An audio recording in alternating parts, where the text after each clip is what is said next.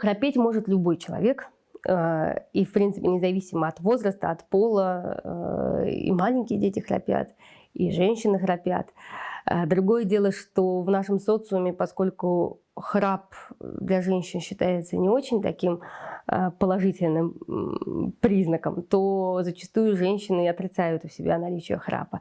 Это выявляется и по опросам, и показано, да, что такая тенденция она есть.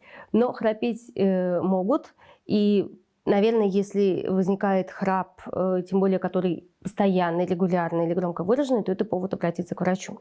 Причины могут быть разные, начиная от патологии лор-органов, увеличения миндалин, искривления перегородки носа, еще какие-то, которые могут способствовать, ну и ряд других более редких состояний, более редко встречающихся, которые могут способствовать возникновению храпа. Если это вызывает беспокойство, то это, безусловно, повод обратиться к доктору. Но даже если у самого человека это беспокойство не вызывает, но окружающие замечают, то мы рекомендуем все равно обращаться людям, хотя бы провести диагностику.